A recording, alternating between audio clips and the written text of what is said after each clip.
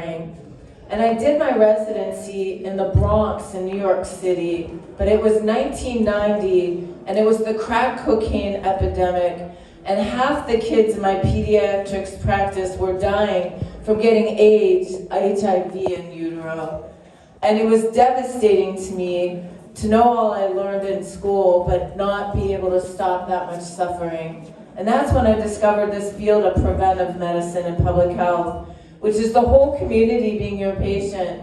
It is about the social, environmental, and economic determinants of our well-being.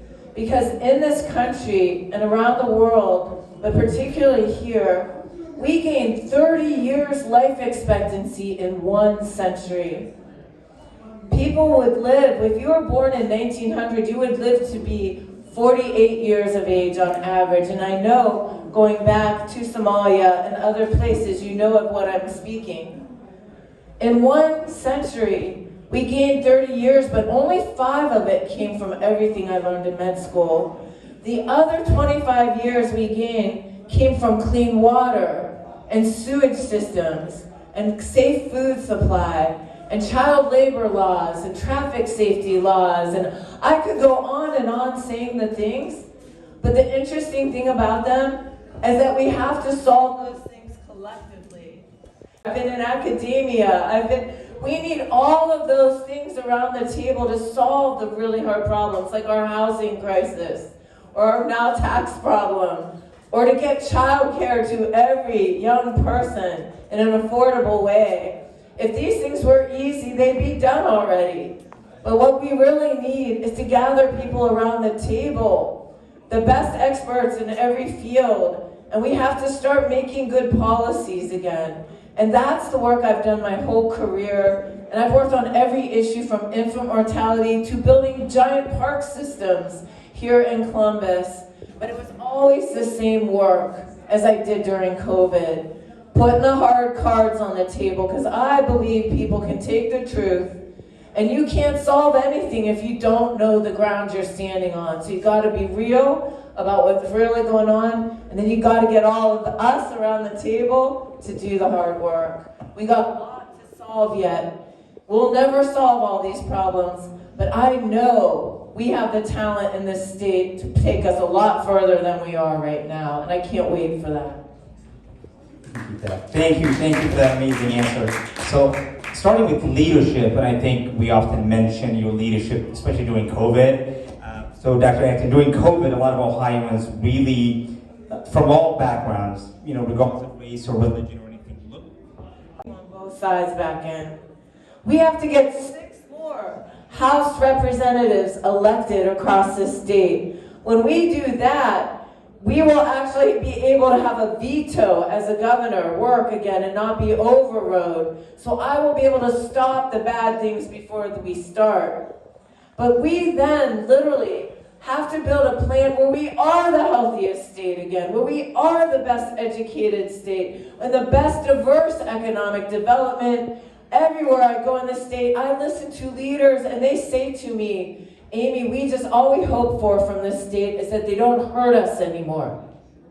I hear mayors say, please don't bring the National Guard to my city. I see county commissioners say, don't give us another unfunded mandate we can't possibly do. But I say it's not enough to stop the bad things. We can actually have nice things again in this state. We can actually dream of big things, like being the country's largest.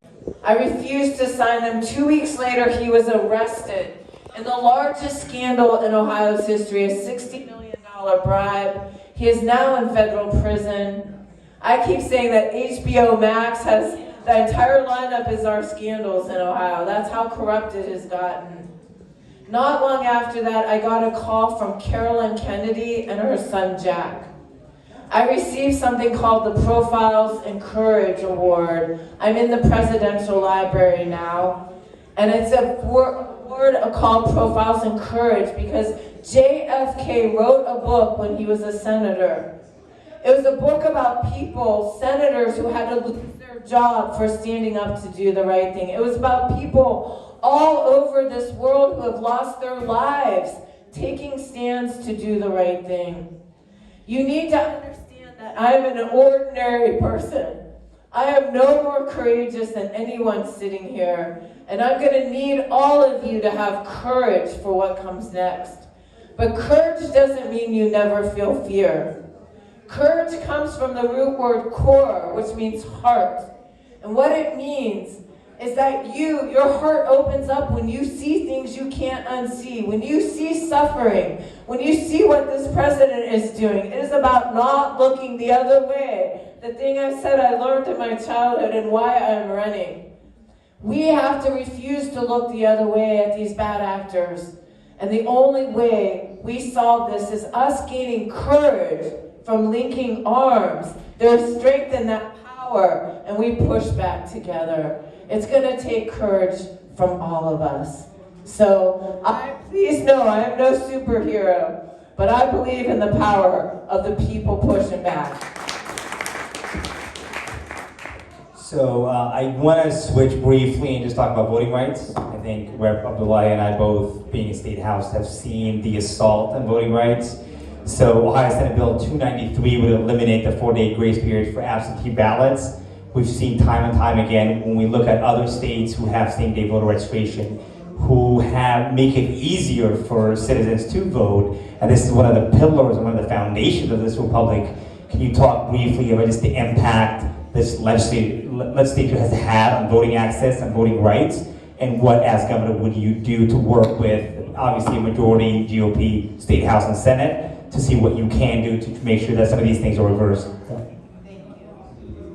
So this is lawless. Our State House has become, quite frankly, lawless. That's why I need all your help. I'm every attorney I see everywhere I go, I'm like, please come work for the state of Ohio, because we need you. Listen, the gerrymandering didn't pass. 80% of Ohioans said they wanted to end this gerrymandering, which is yet another way of suppressing our vote. See, they wouldn't be suppressing our vote if they weren't scared of what we were going to do and know that they would lose if enough people could vote. So they do all these antics. They rewrote the language on the ballot that we all read, and it confused people on purpose. So even though people thought they were voting to end gerrymandering, they said no, but they had written it so it was a twist. We have to get more of our slate in office as well. We have a very good candidate for Attorney General, Democratic candidate. We have 2 amazing candidates for Secretary of State right now. We are going to soon hear about a candidate for Auditor. Auditor, which sounds like some boring job, is a very important job, because what they do is they'll go after gerrymandering and corruption, and they'll audit things in our state that aren't working right. We need someone wonderful for that job, and we have a treasurer yet. But see, governors and attorney generals and folks like this are pushing back in other states. So we have a whole slate of people we need to get through with this movement of us. We need these 6 more House members so I can veto bad things that come to my desk like that. And then we have to start getting back in there and doing how we do voting in this state by having good people being Secretary of State and getting this through. So we have a lot of work to do, but the reason they're doing this should tell you something. Ohio has always been a bellwether state. We actually are very purple, maybe a slight, tiny touch of pink. We are not an extreme state in any way. The people are not that. The biggest thing the people are in Ohio is independent thinking. There are more independents than there are Democrats or Republicans. So we have voted for Obama twice, then we voted for Trump in places like Youngstown where I grew up. What's actually happening is people don't see life getting better. And so they keep trying something else. And you add to it all the Kool-Aid, bad information out there and all the other things. That's how we ended up here. But don't ever think that Ohio can't turn this around. I just came back from the Governors Association, the Democratic Governors Association. I walked in the room and Wes Moore, the governor of Maryland, came running up to me. All the governors, they said, we're all talking about Ohio. We know Ohio. We're going to flip Ohio. Ohio is going to be the race in 26. And what it is going to be is it's going to be that bellwether again.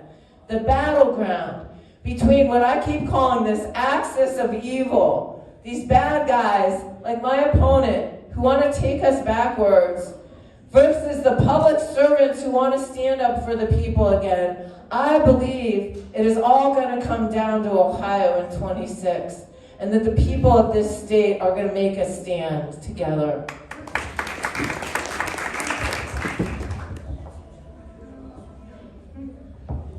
I want to start off by saying it was a quick comment about the COVID and how 2020 was. It was a very crucial time for everybody, especially for communities, from immigrant communities, having family members going to the hospital, not know who to speak to, who to reach out for help, not know what to do, walking in the hospital without any of your relatives, especially for those who have a language barrier. It was a very scary time for all of us. And a lot of people here, just looking out in the audience, definitely lost somebody through COVID. So I just want to make a quick comment and say thank you. Thank you for, being that voice for everyone. Thank you for caring, because it's not hard. So just want to say thank you. So my question to you is, many immigrants, especially Somali families, feel they're being shut out of job and training opportunities because of negative rhetoric from the federal level. As governor, how would you make sure state programs protect them and keep those doors open? I can't say to you enough. My grandfather came to this country, to Youngstown, from the old country, to have a better life. He worked in the steel mills, and I'm very lucky that he made the sacrifices he made so that I could have a better future. That is who our country is, and I can't say enough, diversity is our greatest strength. Diversity is our greatest strength. It is what has built us into this country, and I will do everything in my power. I was doing this work with the Columbus Foundation here in our community, but at our state level, we will be building programs that absolutely empower. We are gonna have voices at the table. When you train the way I trained in my field, you always put those hard cards on the table. Whatever issue it is, you have people with lived experience around the table. So that is where I think when I say I need your help more, once I am governor, that is true. And someone said to me tonight, you're gonna answer. When I knock on the door, you're gonna be there and you're gonna still be listening. And I can tell you, I will not be able to solve every single problem we face. These problems are hard, they're deep, we didn't get here overnight. But I can promise you, I will always work alongside of you. And I can't say enough, I'm a doctor, and there are a lot of things I can't solve as a doctor. I've had to sit with patients going through things where I cannot fix it. But I always stood with them and went through it with them. So I would be needing your help, but I think an important thing is electing more people who represent the community. And I am so excited that we have been doing so. And I've been talking to some young people here. I challenge more and more people to take this risk of standing up. We are talking tonight, as you make your decisions around careers. My career has not gone the path I would think it would be. I never ever intended to run for public office. I didn't think I'd be working with Governor Mike DeWine or be on TV every day. But what I've always done is follow what moves my heart. And when I see a problem that I couldn't stand looking the other way, and sometimes I try to, I'm like, oh my God, I did not see that, I did not see that, and then you're all, oh, I saw that. Those are the things you're meant to do, and let that guide you. And please know that we need more folks to be courageous enough in this time to run for office, because that's actually how you'll get the best representation of our communities. So, thank you so much.